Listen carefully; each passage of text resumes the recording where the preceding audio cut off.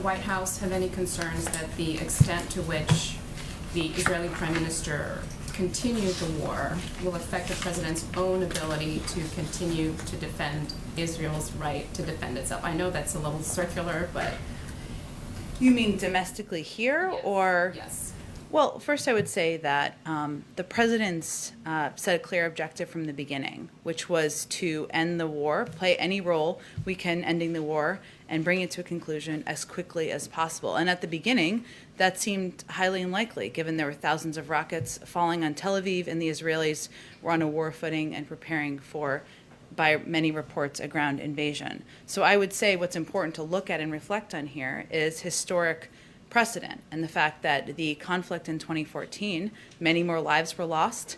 Also, it went on for 51 days. So the president's view is that, and his view from the beginning was that through disciplined, intensive, and quiet campaign of diplomacy, and one where we would lead coordination in the region, we could bring an end to the conflict more quickly than it was intended to be. And it's also important to remember that Hamas is a terrorist organization, that Israel, of course, continues to have the right to defend itself. But what's most important from now forward, in his view, is to contemplate where we go from here, Darlene. And certainly he talked yesterday about replenishing support for the Iron Dome. And our view is that saved hundreds of lives, maybe more than that, given the effectiveness. Also to support through the United Nations continued additional assistance in rebuilding Gaza. We've already, of course, restarted our assistance that was ended in 2018 through UNRWA, through the United States, but we'll work through the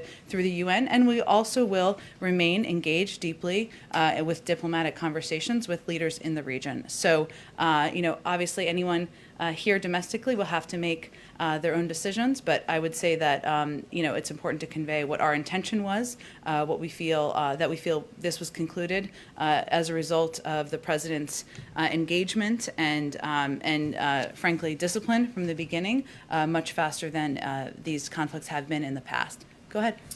Go ahead, Darlene. Go ahead. We also heard this week a lot of Democrats shifting their tone on Israel.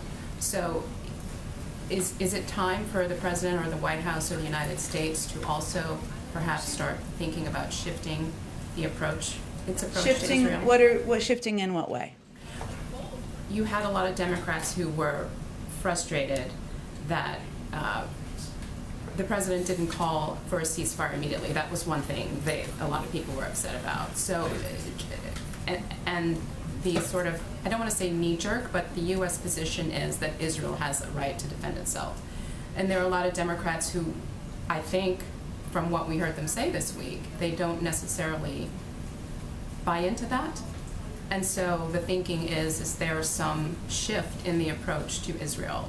Well, Darlene, I think the reason I answered it the way I did is because obviously we all shared an objective of bringing an end to the conflict. The president's view and his strategic approach and that of his team was that the best way to do that was not to call out our allies and partners, but was to remain closely coordinated and to work in lockstep, and at the right moment to convey it was time to wind it down. And that's exactly what he did. And now the conflict is concluded in 11 days. And frankly, he resisted calls to take an alternative approach that, in his view, would have had an alternative outcome. So that's why I answered it the way I did. Go ahead. Oh, one. I have one final question.